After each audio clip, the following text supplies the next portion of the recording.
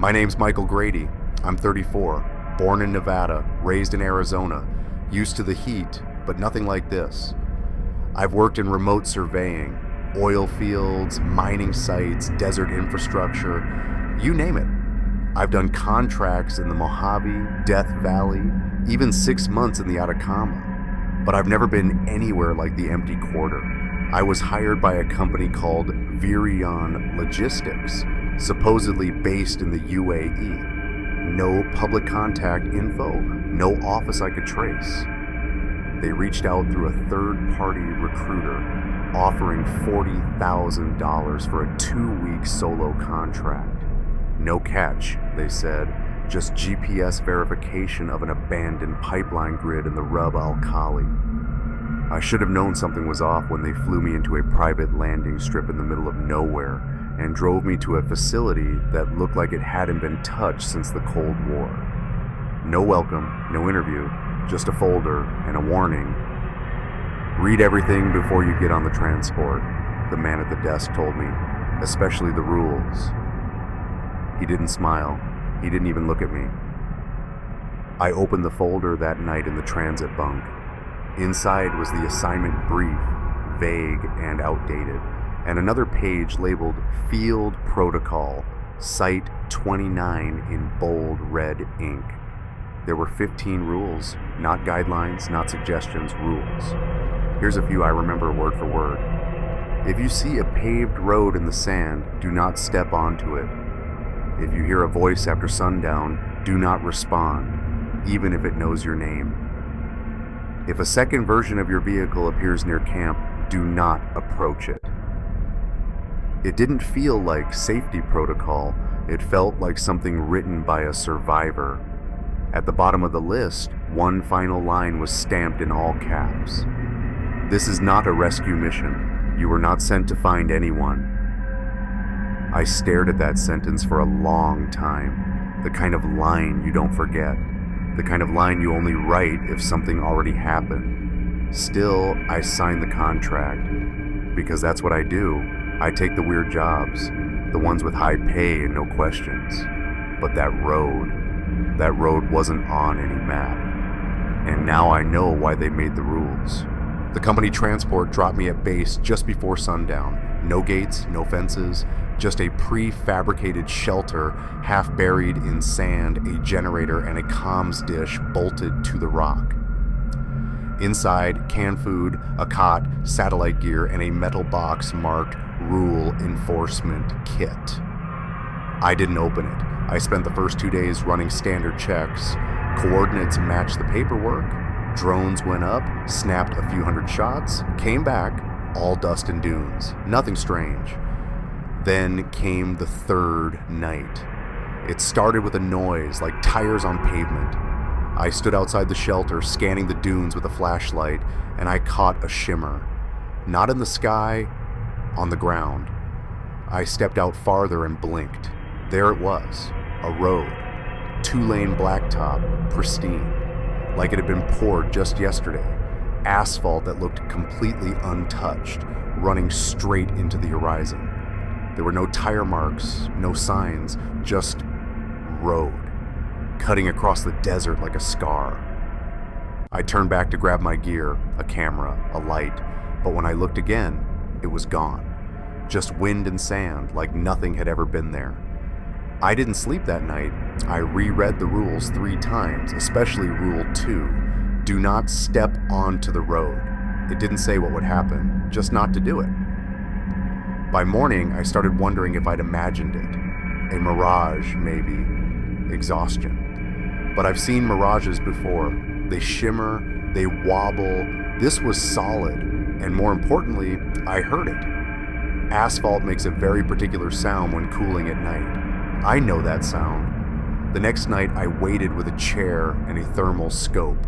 Midnight came, and sure enough, the road returned exactly where it had been. This time I stayed still, watched through the lens. It was warmer than the surrounding ground. Still no signs, no markings, just one long, silent stretch of black. And at the very edge of the scope's range, a shape, not a vehicle, not an animal, something standing at the edge of the road, facing my camp. I lowered the scope, nothing there. When I raised it again, it was gone. I went inside, locked the shelter door, and for the first time in years, I felt something I hadn't felt on a job in a long time. I felt watched. The next morning, I filed a report through the SAT terminal. Kept it simple. Unexplained heat anomaly on terrain. Paved material observed during nighttime hours. I didn't mention the figure. I didn't mention the noise. I wanted to see how they'd respond. A few hours later, I got a reply. No greeting, no name, just, "Do not attempt to follow. Continue data verification as instructed." No acknowledgement of what I'd seen, but the phrasing caught me. Do not attempt to follow. They knew. They knew the road was there. That day, I went out on foot, retracing where I'd seen it. Nothing, just loose sand and wind-scoured rock. The GPS showed a straight, uninterrupted desert plain. No structures, no paved zones, but the ground felt different where the road had been. Slightly firm, almost sticky beneath the surface, like tar sealed just below the crust. I dug down with a trowel, maybe 6 inches, and hit something solid, flat, black. I stopped, covered it back up. Rule 6 came to mind. Do not mark or photograph the road. It will not appear in imagery. At the time, I thought that was metaphor, superstition, but I'd taken pictures the night before, just in case. When I pulled them up, nothing, just darkness. The scope feed showed heat, but the camera showed empty desert. I waited again that night, same time, same place. And right on cue, the road reappeared. It wasn't shimmering this time, it looked inviting. That's the part I don't like remembering, because it felt like it was waiting for me. Not just appearing, but expecting. I walked closer, 10 steps, 20. The air felt colder. Then my radio, dead silent for days, crackled. Michael. My name, clear, calm, my own voice.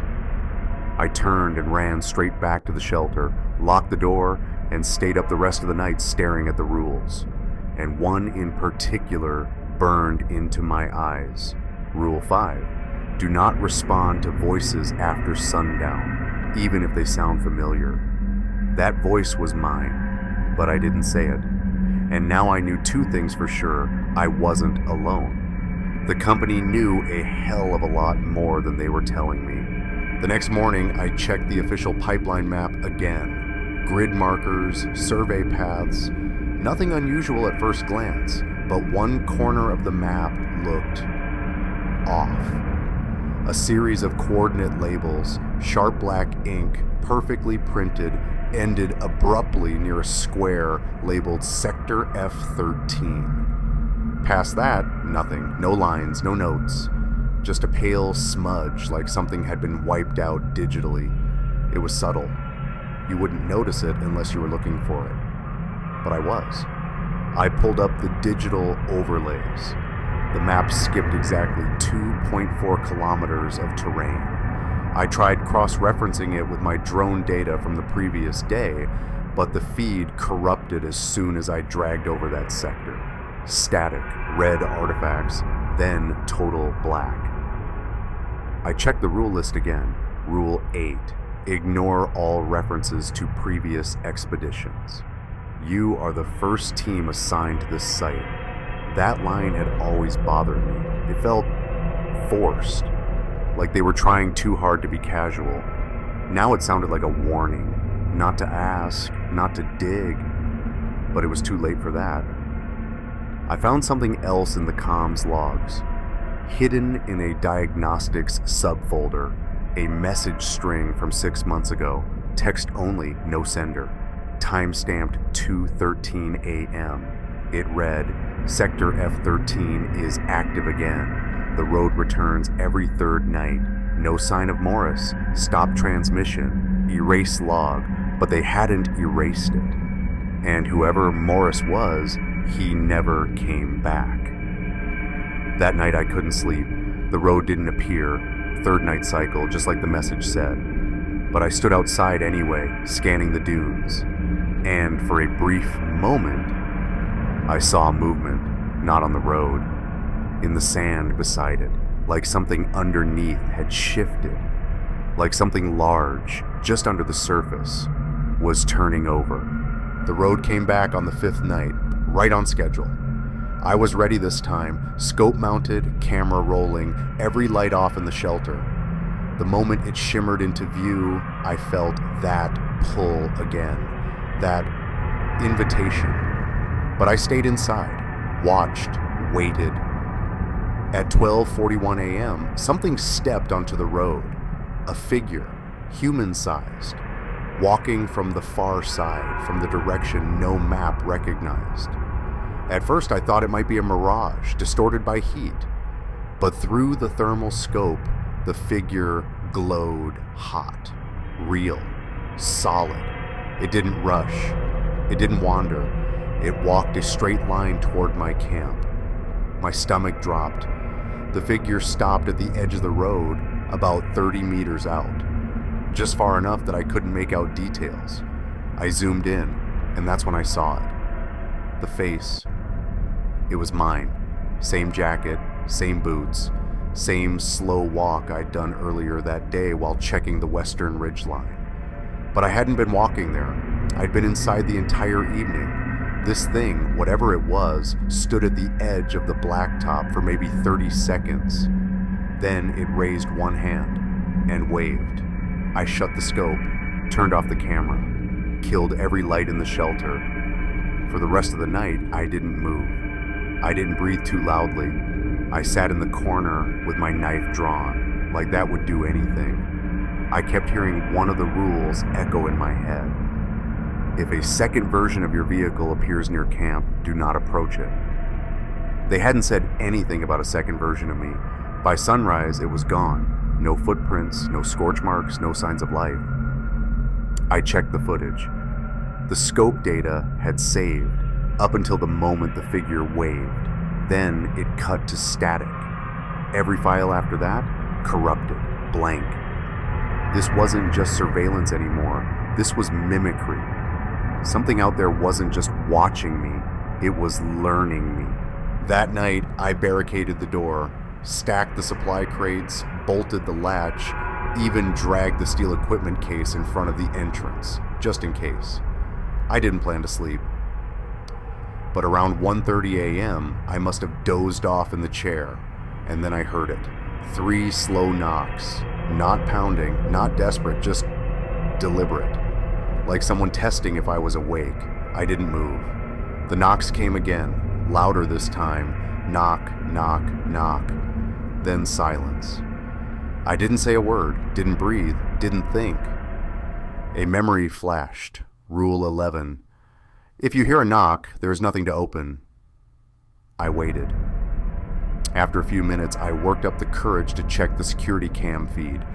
The exterior cameras had a limited view, but enough to catch anyone standing at the door. Nothing, nobody there. No footprints, no shadows, just static at the top corner of the screen, twitching in slow pulses. And then from behind me, inside the shelter, a voice. You're not following the rules. I turned around so fast I knocked over the chair, but there was no one in the room, just me, alone. At least I thought so. I stayed awake until dawn, flicking through every camera angle, every log file, still nothing. But when I stepped outside the next morning, I noticed something that hadn't been there before. Right on the concrete slab beside the front door, a set of footprints, bare, human, and facing inward, like whoever knocked had already been inside. I didn't leave the shelter until noon. The sun was high, the heat sharp, and the wind coming in hard from the south. But I didn't care. I just needed to get out, to breathe, to make sure the sky was still real. That's when I saw it. About 60 meters from camp, half buried in a dune, a torn canvas satchel, Faded green, military style, didn't belong to me, wasn't on any inventory list. I dug it out. Inside was a water-stained field notebook, a cracked compass, and a melted walkie. The notebook was bound in leather with the initials MK etched into the cover. I opened it slowly. Most of the pages were ruined, ink running like veins through the paper. But some entries were still readable, entries from someone else who had been out here before. Third night, the road was there again. This time it hummed. I followed it, just a little. Something followed back. They said we'd be rotated out after 2 weeks. That was 37 days ago. I flipped further. One page was scrawled in thick, frantic strokes. Just a list. Don't trust your voice. Don't look directly at the mirrors. Don't eat anything warm after midnight. Don't answer knocks. Don't answer yourself. Then, at the bottom, if the road leads back to camp, burn everything and leave. I sat there in the sand for a long time, just staring at that last line, because 2 nights ago, that's exactly what the road did. It curved. For the first time. Back toward my shelter. Later, I brought the notebook inside, dried the pages I could, logged a report to HQ, no response, not even an automated acknowledgement. I left the SAT terminal open all night, watching the signal light blink. Red, red, red. I went to sleep with the handbook under my pillow and a knife in my hand. There was a mirror in the shelter. I hadn't thought much about it before. Just a small, rectangular panel above the sink. Standard issue, scratched around the edges. But after what I read in the handbook, don't look directly at the mirrors, I couldn't stop noticing it. The way it seemed to shimmer, even when the light was off. The way it didn't show me quite right. That morning, I tried an experiment. I covered the mirror with a towel, waited a few hours, then peeled it back and took a photo. In the picture, the reflection was wrong. My posture, my shirt, the way my hand rested on the sink. It was all slightly off, like the image had been taken a few seconds before I actually snapped the photo, as if the mirror was remembering me, or predicting me. That night, I did the only thing I could think to do.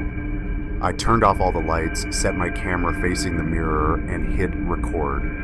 I left it running for 5 hours. When I reviewed the footage the next morning, it was normal at first. Just me brushing my teeth, checking the map, pacing. But at exactly 3:07 a.m., the mirror changed. My reflection stayed still for 6 seconds while I walked away. It didn't move. It didn't follow. It just stood there, staring. And then, slowly, it smiled. I didn't, but it did. I smashed the mirror with a wrench. No glass inside, just dust. Fine, gray, and dry, like sand. I sealed the mirror slot with duct tape and a metal panel from the comms locker. Haven't looked at a reflection since, but every so often I feel something behind me, like I'm not alone in my skin. And when I catch my shadow at night, sometimes it's still smiling. I woke up gagging, choking, really, sputtering and coughing like I'd swallowed a handful of dust. It took me a few seconds to realize it wasn't a dream. There was sand in my mouth, not just a little, a packed clump, dry and bitter, wedged behind my teeth like it had been placed there. I stumbled to the sink, spat it out, and reached for water. My lips were cracked. My gums felt raw. I didn't scream. I didn't curse. I just stood there staring at the grayish grains in the basin. And I remembered the rule. Rule 9. If you wake up with sand in your mouth, do not speak to anyone for 1 hour. It sounded insane. I was alone. Who would I speak to? But I set the timer anyway. I sat on the edge of the cot, watching the seconds tick down on my watch, feeling every muscle tighten. I didn't even whisper, not a word, not a breath above silence. and around the 40-minute mark. The radio crackled, just once, then a voice. "Hey, you up? You okay?" It was me, my voice, my cadence, the same slight rasp I get when I haven't spoken in a while. "Come on, say something, just need to know you're good." I didn't move, didn't even blink. At 59 minutes and 40 seconds, the voice tried again. "Michael, it's safe now, you can speak, please." But it didn't sound desperate anymore, it sounded eager. When the timer hit 1 hour, the voice stopped. No fade out, just silence. I waited 5 more minutes, then quietly whispered, "I'm still me." Nothing answered, but something had been listening. The sand? I kept some of it in a vial, just to remind myself. The rest I burned, and I started sleeping with my mouth taped shut, because if it ever happens again, I don't want to know what I might say back. On the 10th morning, I woke up before my alarm. No choking, no knocking, no voices, just light. A strange, deep orange glow filling the shelter. Too saturated, too warm. Not like any sunrise I'd seen out here before. I stepped outside. The sky was clear, no clouds, no wind, but the sun, it was wrong. Too low, too large. Hanging just above the horizon at the wrong angle for 6:30 a.m. And it wasn't rising, it was just staying there, frozen in place, burning silently. I checked my watch, then the wall clock. The time kept moving forward, but the sun didn't. I ran a full system reboot on the weather sensors, triple-checked the GPS, scanned for interference.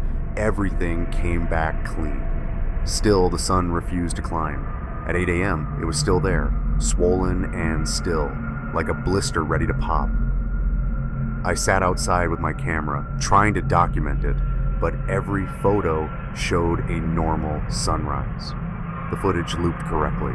The shadows moved as they should, but my eyes told me otherwise. And the rules. Nothing about the sun, but the handbook, that old leather notebook from MK. On one of the torn pages, scribbled faintly in the margins, "If the sun holds still, stay inside. You're in its sight." I didn't know what that meant until I heard the static again. Low, rumbling, like something distant was tuning in, and then a hum beneath my feet. Not the generator, something deeper, older, like the desert itself was vibrating. I didn't go back out that day, didn't check the drones, didn't log my daily report.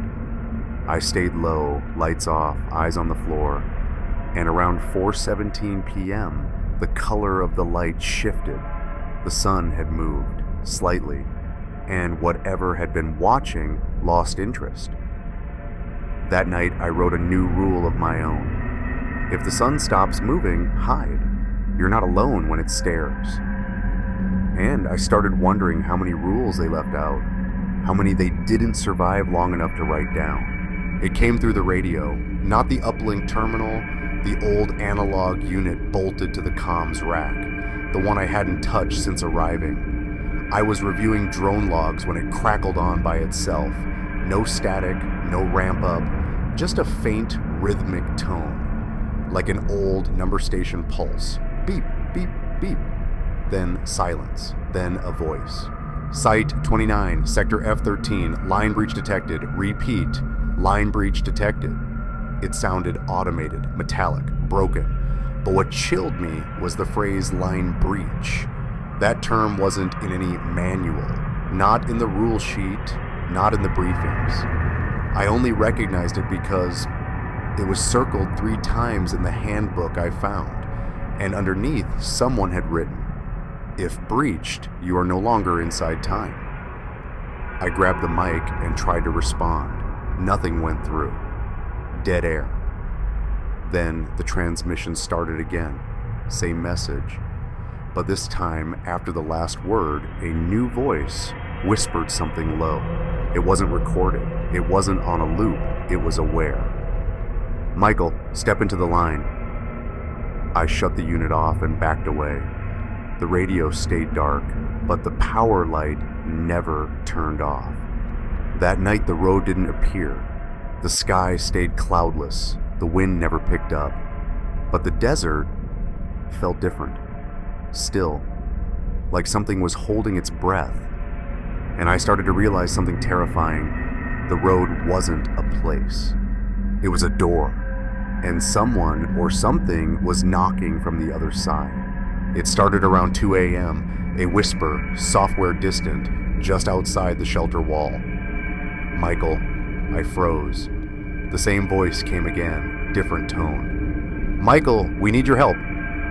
Another voice, deeper, almost pleading. Mike, it's me. Open the door, man, please. I knew better. Rule 4, if you hear a voice after sundown, do not respond, even if it knows your name. But they didn't just know my name, they knew details. Michael Grady, surveyor out of Nevada, freelance with 𝐸 Corp, lost your dad in 2013, had that surgery on your jaw after the accident in Chile. Things I never told anyone out here, things they couldn't possibly know, unless they'd been listening. The voices didn't stop. They circled the shelter, changed tone, switched accents. Some sounded like old friends, others like myself, but none of them were real. And then one of them said something that almost broke me. You weren't the first here, Michael. You won't be the last. They send one every cycle, one to feed the line, one to learn the rules. We remember all of you. I stayed silent, didn't eat, didn't sleep, just waited for sunrise. And when it came, I ran a full system check. Comms were normal, weather patterns stable, but the rules folder on the SAT terminal had changed. It was still labeled Site 29 Protocol, but now it had 17 rules, 2 new ones. I opened the file. Rule 16. If the voices begin to predict your thoughts, leave the shelter and reset your position by at least 1 kilometer. Rule 17. You will not be able to forget their voices. Do not try to imitate them, even in jest. I didn't add those rules. The system's metadata said they'd been uploaded at 3:07 a.m., exactly when the whispering began. And the author ID? It didn't say Virion Logistics. It just said Echo. Day 13. I needed distance, just a few hours away from the shelter, from the road, from the voices, so I packed light, marked a compass heading, and hiked west. No radio, no camera, just a notebook and a handheld GPS. I didn't tell HQ. I didn't trust the comms anymore. The desert out there felt different. Not just hot, hollow, no birds, no bugs, not even wind. Just a strange, heavy stillness, like the world had gone quiet in anticipation of something I wasn't meant to witness. About 1.8 kilometers out, I found it, a shimmer in the air. Not heat haze, this was vertical, stationary, like a sheet of warped glass hung between 2 dunes. I tossed a pebble. It passed through. No sound, no ripple, just gone. I stepped closer. My ears popped. And then I heard my own voice behind me. Michael, where are we? I spun around. No one there, but I could still hear it. My voice, faint and panicked, coming from somewhere inside the shimmering air. It's not letting me leave. I keep ending up at the shelter again. It was me, a recording, or a memory, or maybe a version of me, trapped. I backed away, slowly, marked the coordinates in my notebook, but not on GPS. I don't trust digital records anymore. When I got back to the shelter, I checked the comms log. No voice transmissions had been recorded, no anomalies. Just a faint file labeled Echo Field 0001.rec, timestamp 13/13/13. I didn't open it, I just added a new rule to the wall. Rule 18, if you find your own voice where it shouldn't be, turn back immediately. And now I keep wondering, how many versions of me are already out there? I woke up to silence, not the usual kind. This was deeper, vacuum deep. No wind, no static from the radio. Even my footsteps on the metal floor felt muted. I opened the shelter door and stopped breathing. The camp was gone. No antenna, no generator, no supply crates, no survey markers, no vehicle, just sand. Flat and untouched, as if no one had ever set foot here. I staggered outside, barefoot, heart thudding. I checked my coordinates, dead on. I hadn't moved. But everything else had. The shelter itself, the one I was standing in, looked off.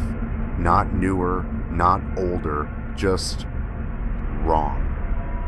The paint was flaking in places it hadn't yesterday. The doorframe had a dent I didn't remember, and the mirrors, the ones I'd taped over and sealed were completely intact, untouched. Inside, the SAT terminal was gone. The cot, folded and unused. The rule list on the wall, blank, just a sheet of paper with no writing. My heart dropped into my stomach. I tore through the shelter. Nothing was where I left it. The field notebook, gone. The vial of sand, missing. Even my extra clothes were different. Sizes I didn't wear, colors I didn't bring. And then I saw it. On the desk, a new folder, crisp, white, unmarked. I opened it. Inside was a fresh rule sheet. Only 10 rules. The first one read, "Welcome to Site 29. Please read carefully before beginning your assignment." That's when I realized what had happened. I hadn't left the shelter. I had circled back to the first day, but nothing was the same. Something had looped me, or replaced me, or worse. It reset the environment, but not me. I'm not sure if I'm even supposed to be here anymore, but I'm writing everything down, every moment, every inconsistency, because if I vanish too, maybe someone else will find this and realize they've been here before. I tried to leave, walked 2 kilometers west, then 5. No matter the direction, I ended up back at the shelter. Not a similar shelter, the same one. Same dent in the doorframe, same faded boot print outside. Mine. Each time the sun would shift slightly, like it was watching me change course. Each time something inside the shelter would be different. One time the cot was missing. Another time a spoon was bent into a spiral. The worst was when I came back and found the camera feed already playing. Footage I hadn't recorded yet. I fast-forwarded, watched myself, or a version of me, sitting at the desk, staring at a blank rule sheet. Then the figure looked straight at the lens, smiled, and said, "You're almost ready to start again." Then the screen cut to static. I tore the shelter apart, dug through the floor panels, looked for wiring, cables, a door, anything to explain this place. All I found were scratches. On the underside of the cot, scratched in with something sharp. It doesn't stop. On the wall behind the water tank, one of me made it out. Maybe. And on the inside of the mirror frame, the one I smashed days ago but now was whole again. The reset never ends unless you break the rule that breaks you. I didn't sleep that night. I didn't write. I didn't breathe right. I just stared at the rule sheet, still blank, waiting for me to start writing again. And I realized something terrifying. Maybe that's the test. Not how long you last, but whether you'll choose to keep following the rules once you know they're the trap. I caught a glimpse of myself today, not in a mirror, not in a screen. Outside, standing near the dunes, watching me. Same stance, same jacket, same twitch in the right hand I've had since I broke it years ago, but off, slower, like a memory of movement. I called out. The figure didn't respond. I raised my hand. It raised its hand, but not in sync, a second too slow. I ran after it, over the ridge, around the basin, gone, no footprints, just heat rising off the sand and something else. A strange mark carved into the ground. a circle with an arrow through it. I'd seen it before. In the field notebook I found, the one that vanished during the reset. Underneath that symbol, the author had written, "If you see yourself more than once, stop trusting what you remember." That night, I searched the shelter again, looking for proof. Any proof that I was still the real me. I found one thing, a photo taped behind a loose panel in the storage cabinet. Me standing in front of the shelter, except I'd never taken that photo, never posed for it, and written in black ink on the back, "Only one of us gets to leave." I sat with that all night, wondering what it meant, whether he was hunting me or whether I had been the copy all along. And the worst part? I couldn't remember how I got here anymore, just that there were rules, and that I was supposed to follow them, but now I don't know if they were meant to protect me, or to keep him out. I've read the rules 100 times, every version, every update. After the reset, I started comparing them line by line. There were always little changes, a phrasing shift, a number changed, a missing punctuation mark.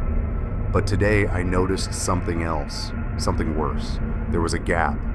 Between Rule 5 and Rule 6 in the earliest copy, there was a faint indentation, as if something had been deleted. No strike through, no redaction, just absence. I opened every terminal file I had, pulled old backups from the drone memory banks, even scanned the physical page I kept in my logbook.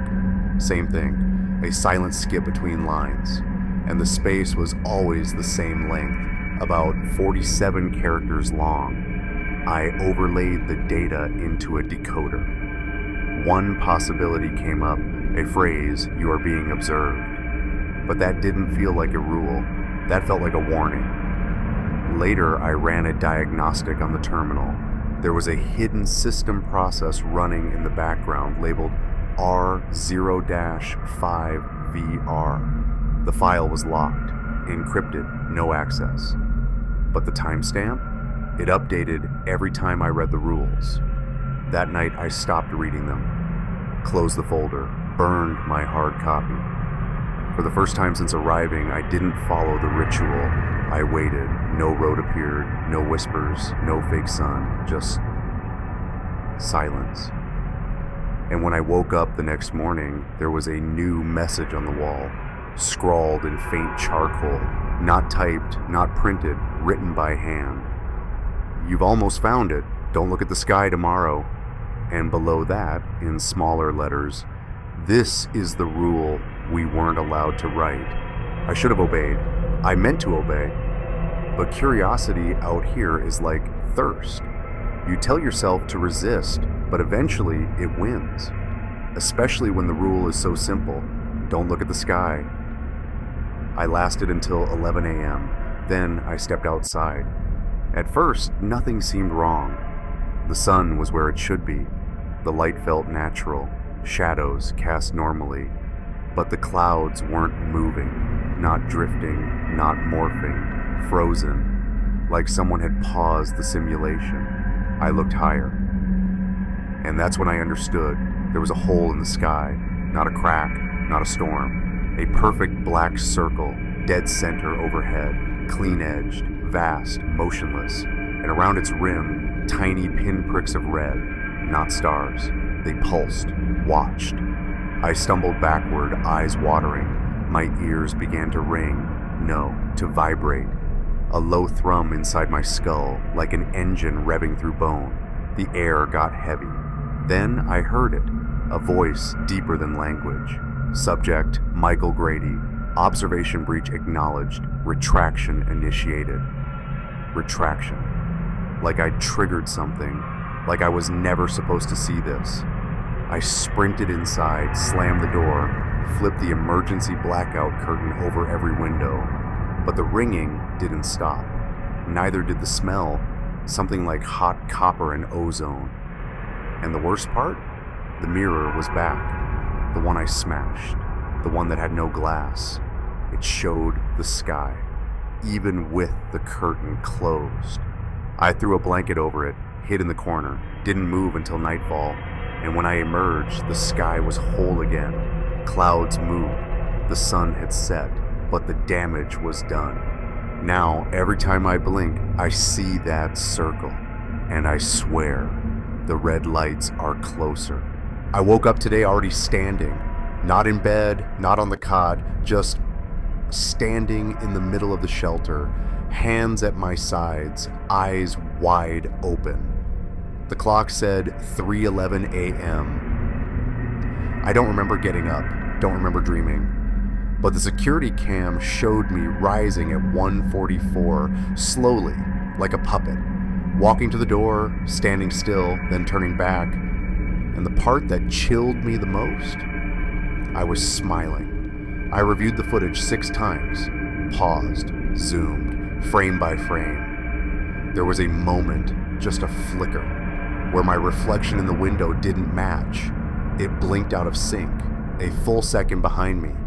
I checked my body in the mirror, every scar accounted for. The mole under my collarbone, the faded burn mark from high school, all there, but the eyes in the glass, they weren't mine. They looked like they were trying to be mine. I flipped through the handbook again, tucked near the back page, nearly rubbed invisible with age, was a line I must have missed before. If you find yourself watching yourself sleep, it's already inside. That afternoon I noticed my voice sounded different. Not to others, there are no others, but to me. Deeper, slower, as if someone were rehearsing how to be me and still hadn't gotten it quite right. I recorded myself speaking, played it back, then again. Every playback was slightly different. Same words, same cadence. But the intonation kept shifting, like something was tweaking the settings. I don't know what it wants. To copy me, replace me, escape as me? But I can feel it now, in my limbs, in the way my hands move just a little too fluidly, in the way my thoughts sometimes come from a step behind. I wrote a new rule, carved it into the metal wall with the tip of my knife. If I stop being me, don't trust the logs. Don't trust the voice. Burn the shelter and walk east until the sky forgets you. Because I don't know how much longer I'm the one writing these. The beacon came online at midnight. I didn't activate it. No button was pressed, no trigger pulled. It simply began, humming low, glowing red, casting long shadows across the sand. The terminal lit up too, showing one message. Exit protocol detected. Final signal pending. I sat there for a long time staring at that message. No options, no input required, just pending. And then a folder appeared on the desktop. It was titled Michael Final, inside an audio file. 16 minutes long, I played it. It was my voice, except I had no memory of recording it. This is Michael Grady, desert contractor for Virion Logistics, Site 29. I have followed every rule. I have survived the resets. I have avoided the road. But I now believe the rules weren't written to keep me safe. They were written to keep me contained. The recording went on. It described things I hadn't said aloud, dreams I hadn't told anyone about, thoughts I hadn't even admitted to myself. And then came the last line. If you are hearing this, then I failed. And something else is walking back with my name. I shut off the terminal, ran outside. The desert was humming, low, rhythmic, like a heartbeat. And on the horizon I saw it again, the road. Only this time it didn't vanish. It stretched endlessly eastward, marked with those same faint symbols I saw in the echo field. Leading away from the shelter, away from everything, I had 2 choices. Stay, let the signal complete, let the reset swallow me whole again. Walk into the unknown, break the rules, risk whatever was waiting. I left this final note on the wall, carved, not written. I chose the second option. If I made it out, you'll never hear this. If you do hear this, I didn't. And so I walked, not toward safety, not toward answers, just forward into the dark, because whatever they were hiding out there was still better than staying behind.